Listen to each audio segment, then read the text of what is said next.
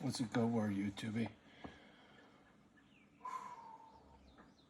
I'm all zipped up, bundled up, had my sleeves rolled down, everything snapped up, gloves on, towel over my head, all covered up, so I could go out there and weed whack, because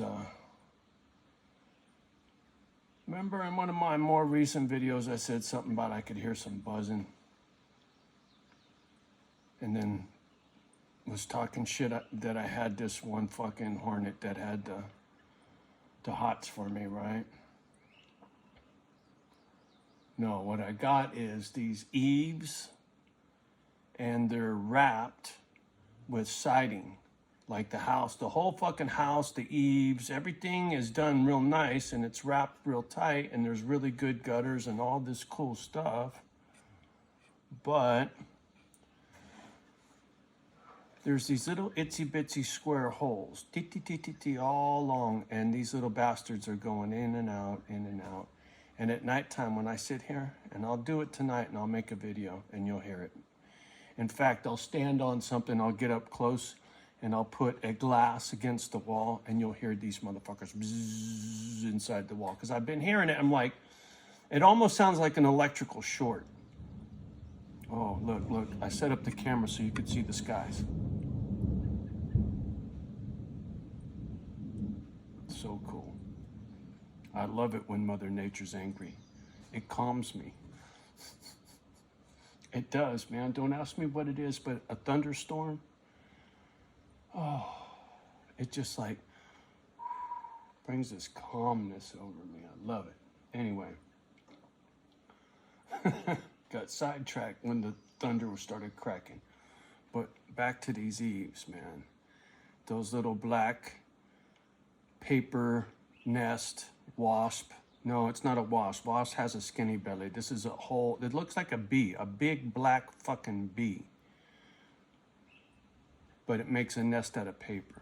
And it makes, inside the paper are those round looking fucking things with all the eggs in them, right? Because I've already knocked one down and I saw what was inside. So,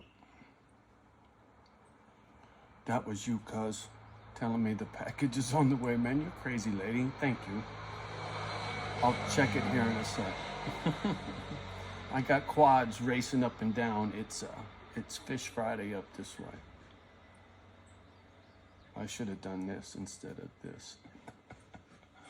Anyway. Oh, man. My weed whacker's fucked. I'm going to have to take it in because this thing's like brand new. And it was like $5. It's like commercial grade, got the fucking handlebars, the whole bit, and I don't want to fuck with the factory settings because it's still under warranty, but I already pulled the spark arrestor out, so that ain't the problem. I pulled the air filter off, ran it with it off and with it on, no difference. And then the only thing left was the fuel filter, so I took that motherfucker off and ran it without the fuel filter, no difference with it on or off, so that wasn't the issue. And there's this high and low adjustment on the carburetor, but it's brand new. I'm not fucking with no factory settings, so I'm gonna have to take it into the local steel dealership, and that's okay. Good news, check this. You're gonna get a fucking laugh. The monster truck that I was freaking out that I had this water leak. Turns out, up this way, humidity gets really high this time of year to the point where in a thunderstorm and it's raining, the fucking floors in the garage sweat, something fierce. Well, what happened was when I had the truck running for a long time and the heater was on, it was condensation, it was trippy. And when I turned the heater off, the condensation went away and the drip stopped.